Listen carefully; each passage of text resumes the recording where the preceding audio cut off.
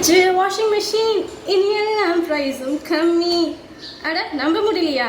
நிஜமாக தாங்க சொல்கிறேன். ஜிஎஸ்டி 2025 ப்ரப்போஸ் பண்ணியிருக்காங்க. அண்டர் திஸ் ப்ரப்போசல் என்ன தெரியுமா உங்களுக்கு benefit? TV, fridge, washing machine எல்லாமே இப்போது அஃபோர்டபுள் ரேட்டுக்கு நம்மளால் பர்ச்சேஸ் பண்ண முடியும். நம்ப முடியலையா?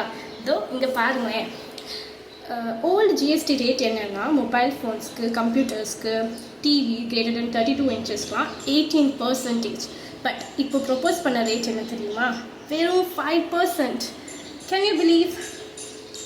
அப்போனா என்ன அர்த்தம்னா ஈஸியாக லைக் ஒரு 5 to 10% நமக்கு வந்து லெஸ்ஸாக இருக்கும், சீப்பராக இருக்கும்.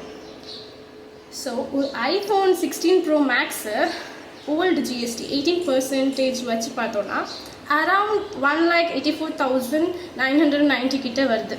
பட் இதே நம்ம வந்து ஒரு 5% ஜிஎஸ்டி வச்சு பார்த்தோம்னாக்கா 1,64,175 கிட்ட வருது. ஸோ நியர்லி ஒரு 20,000 நமக்கு ப்ராஃபிட் தான். இது மட்டும் இல்லை, OnePlus 13S வந்து ஓல்டு ப்ரைஸ் படி 54,999 இருக்கும். பட் இப்போ இருக்க ஜிஎஸ்டி விச் இஸ் 5%, அது படி பார்த்தோம்னாக்கா 48,939 only. ஸோ இதுவுமே எப்படியும் நமக்கு 6,000 rupees ப்ராஃபிட் வருது. ஸோ இது மட்டும் இல்லை, even like other electronic appliances வந்து சீப்பராக இருக்குது. ஃபார் எக்ஸாம்பிள் ஏசிஸ், ரெஃப்ரிஜரேட்டர் வந்து ஓல்ட் ஜிஎஸ்டி ரேட் படி washing machine, printers, razors, small electricals, அப்புறம் இதுக்கெல்லாம் வந்து ஓல்ட் ஜிஎஸ்டி ரேட் வந்து 28%. But under the new GST rate proposed it is 18%.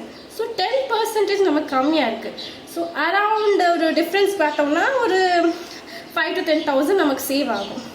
So இந்த GST changes வந்து கரண்ட்லி ப்ரப்போஸ் பண்ணியிருக்காங்க.